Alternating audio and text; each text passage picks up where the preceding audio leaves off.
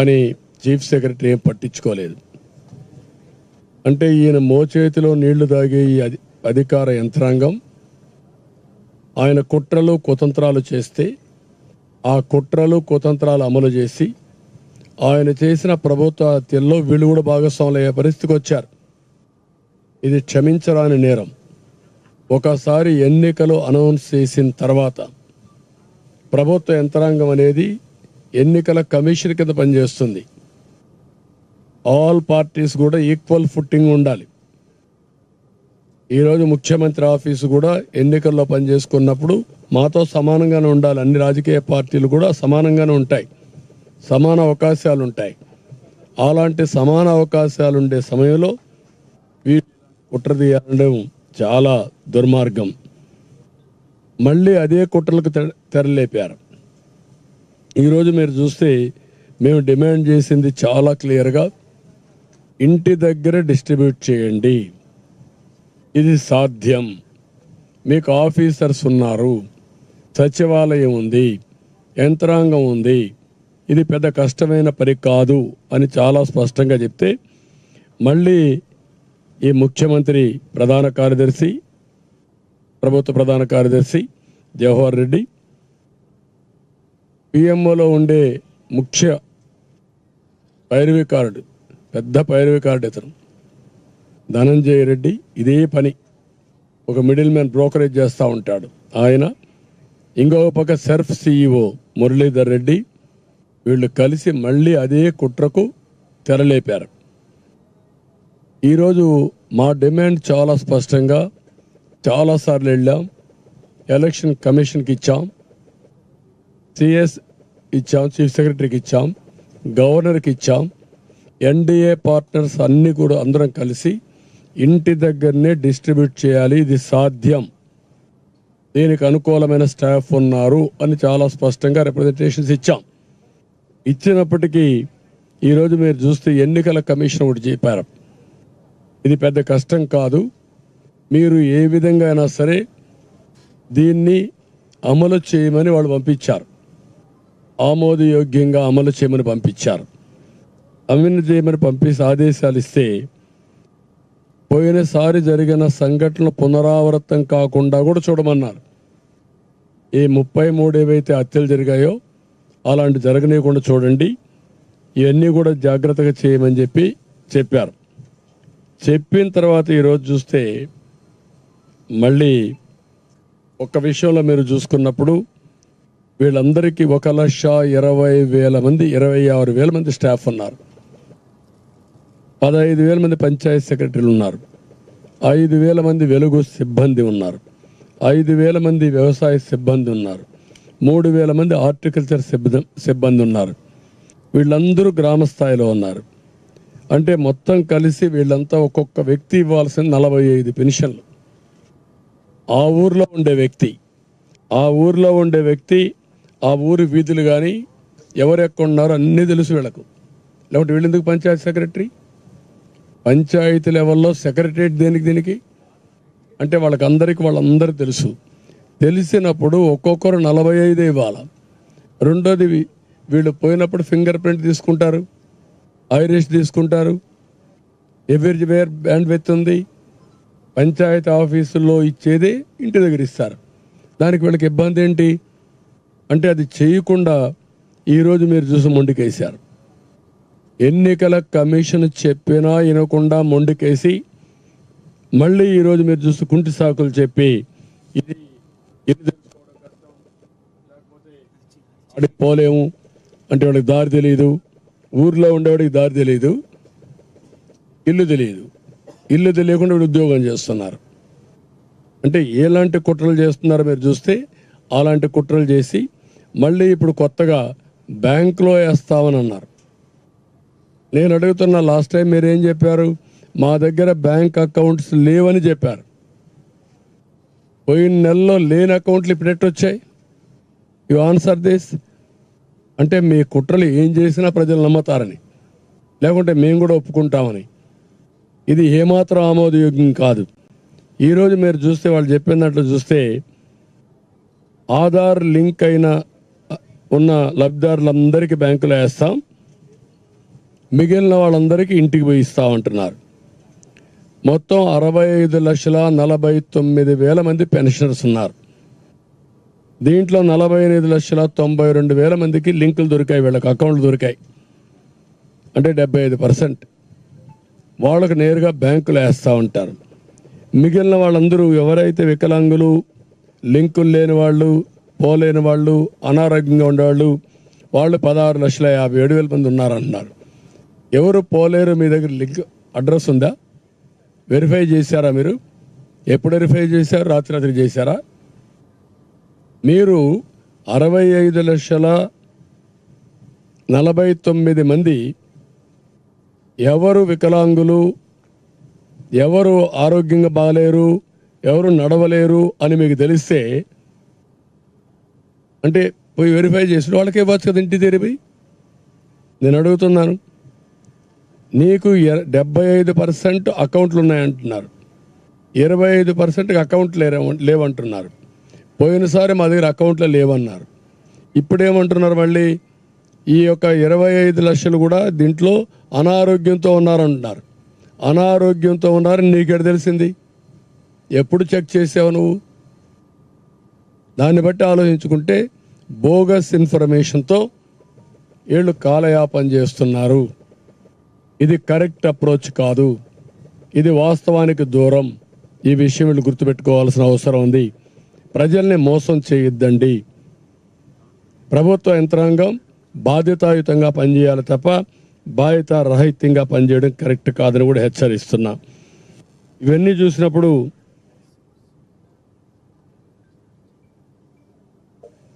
దీనివల్ల చాలామంది అకౌంట్ వేస్తాం. ముసలి వాళ్ళకి అకౌంట్ వేసిన తర్వాత బ్యాంకులో పడిందా లేదా తెలుసుకోవాలి కదా. ఎవరు చెప్పాలి వీళ్ళకు? దానికి ఇప్పుడు అందరూ సెల్ ఫోన్లో చూసుకుంటారా ముసలి వాళ్ళందరూ? ఆ శక్తి ఉందా? అంటే మీరు ఎన్ని డ్రామాలంటే మళ్ళా వీళ్ళు ఆ బ్యాంక్కి వెళ్ళాలి. అంటే నిన్న సచివాలయం చుట్టూరు తిప్పించారు, ఇప్పుడు బ్యాంకుల చుట్టూరు తిప్పిస్తారు. ఒక విషయాన్ని ఎంత కాంప్లికేట్ చేస్తున్నారంటే, ఏ విధంగా ప్రజల జీవితాలతో ఆడుకుంటున్నారంటే, ఇంత మునుపు 2 కిలోమీటర్లు 3 కిలోమీటర్లు వచ్చేవాడిని, ఇప్పుడు బ్యాంక్ అయితే 5 కిలోమీటర్లు ఉంటుంది. కనీసం అన్ని ఊర్లలో పక్కనే బ్యాంక్ ఉండదు. ప్రతి ఒక్క పంచాయతీలో కూడా కొన్ని బ్యాంకులు ఉండవు. అంటే పంచాయతీలు ఇచ్చేది పోయి ఇప్పుడు వేరే దగ్గరికి పోవాలి. అక్కడ మేనేజర్ లేకపోతే పడిగాపులు గాయాలి. అంటే వీళ్ళ అవసరానికి డబ్బులు రాకుండా చేసి మళ్ళీ నిందలేయాలి, బురద జల్లాలి. ఇది ఒక కార్యక్రమం కింద పెట్టుకొని కుట్ర చేసేదానికి తెరలేపారు. దీన్ని నేను చాలా తీవ్రంగా ఖండిస్తున్నా. 45-46 డిగ్రీలు టెంపరేచర్, వడగాల్పులు, మంచినీళ్ళు లేని పరిస్థితి చాలా గ్రామాల్లో. ఇలాంటి సందర్భంలో ఇప్పుడు ఎక్కడ చూసినా మంచినీళ్ల కోసం ఆందోళన చేస్తున్నారు.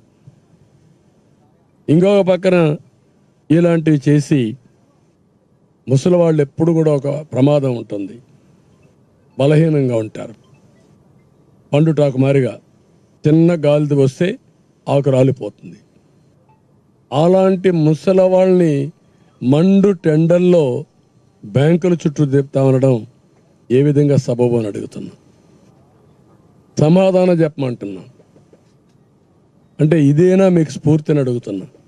ఇదేనా కేంద్ర ప్రభుత్వం ఎన్నికల కమిషన్ ఇచ్చిన ఆర్డర్స్ అని అడుగుతున్నా? ఇబ్బంది లేకుండా పాత సిస్టమ్ ప్రకారమే వాలంటీర్స్ కాకుండా మిగిలిన వాళ్ళ దగ్గర మీరు పెన్షన్లు డిస్ట్రిబ్యూట్ చేయండి అని చెప్పారు. అది ఇవ్వడానికి ఇన్ని నాటకాలు ఏంటి? ఇన్ని నాటకాలు చెప్పి ఈరోజు వాళ్ళ దగ్గర అకౌంట్ వివరాలు ఉండవు.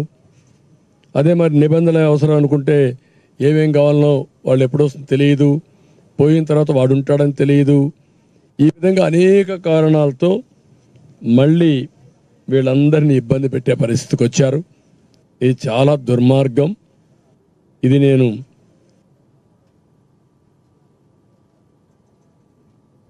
చాలా తీవ్రంగా ఖండిస్తున్నా.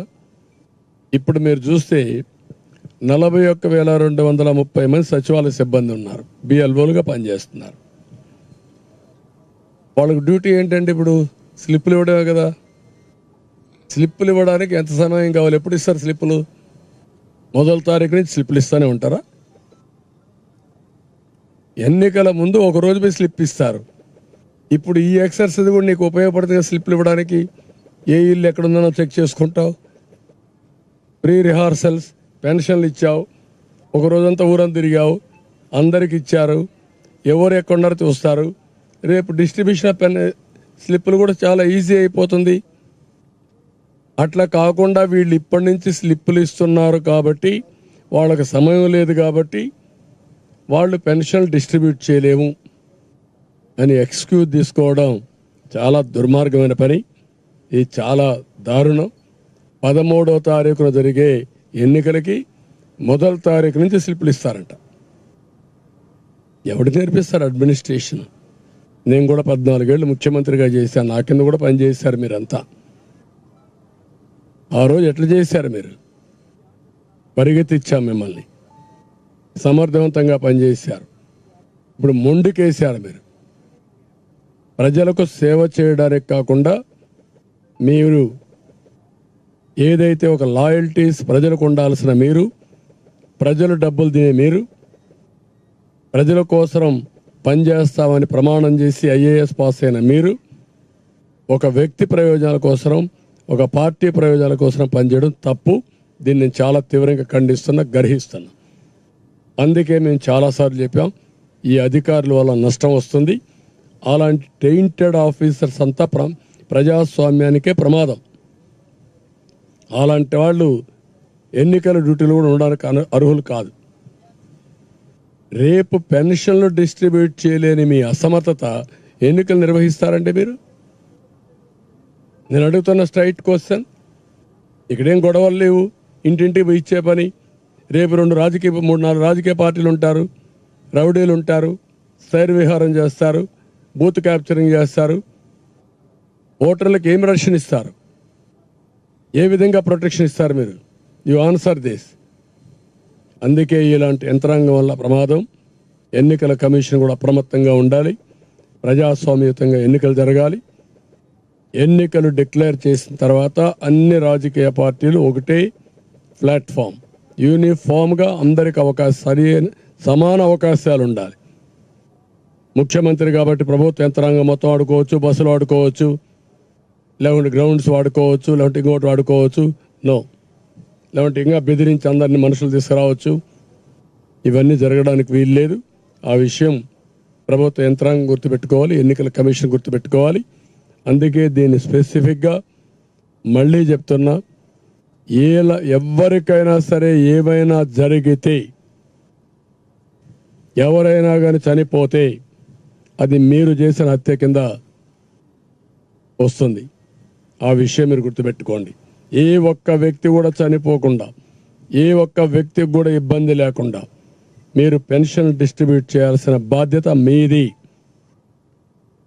తమాషాలు ఆడద్దండి ప్రజా జీవితం అంటే. మీకు చేత కాకపోతే మీరు తప్పుకోండి, చేత అయిన వాళ్ళు చేస్తారు ఆ పని.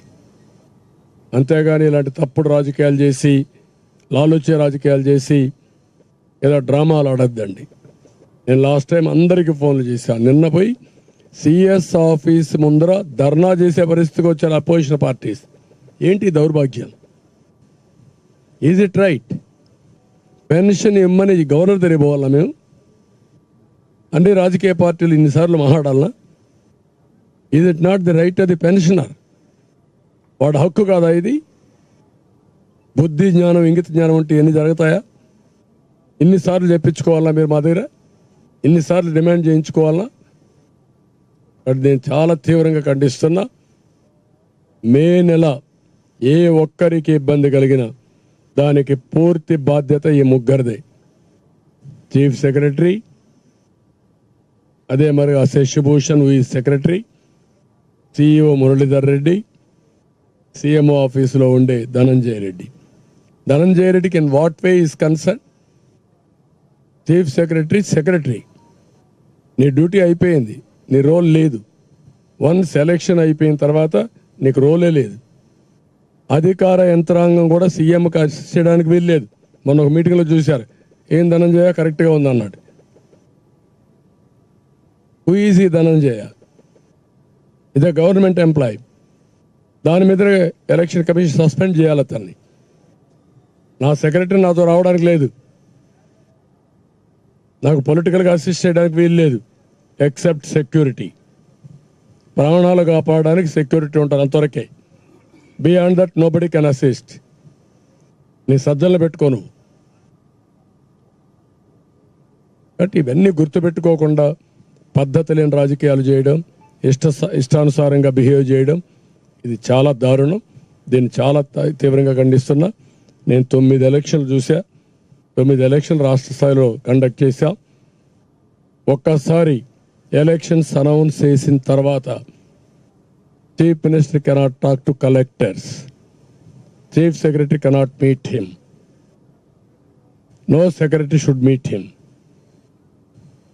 no secretary, no chief secretary, no collector should take orders from CM. But ఇవన్నీ గుర్తుపెట్టుకోకుండా పద్ధతి లేని రాజకీయాలు చేయడం, ఇష్టానుసారంగా బిహేవ్ చేయడం, ఇది చాలా దారుణం. దీన్ని చాలా తీవ్రంగా ఖండిస్తున్నా. నేను 9 ఎలక్షన్లు చూసా, 9 ఎలక్షన్లు రాష్ట్ర స్థాయిలో కండక్ట్ చేశాం.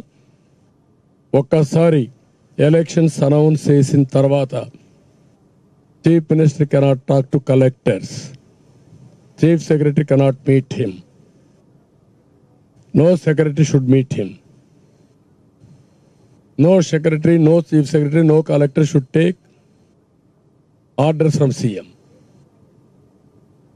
This is the code of conduct.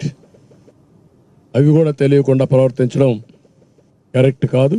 Even not only general elections, even panchayat ఎలక్షన్లో కూడా chief minister cannot talk to chief secretary or collectors who are on election duty. They are all work under election commission. అది state election commission కావచ్చు, central election commission కావచ్చు. అది గుర్తుపెట్టుకోవాల్సిన అవసరం ఉంది. దీన్ని తీవ్రంగా ఖండిస్తున్నా, గర్హిస్తున్నాం. కొత్త పోకళ్ళు చూస్తున్నాం. థిక్ స్కిన్డ్ అయితే ఇట్లనే ఉంటాయి. వీళ్ళకు ఒక పద్ధతి లేని రాజకీయాలు చేసే పరిస్థితికి వచ్చారు. ఇంక ఈ విషయంలో మీకు ఏమైనా డౌట్స్ ఉంటే చెప్పండి.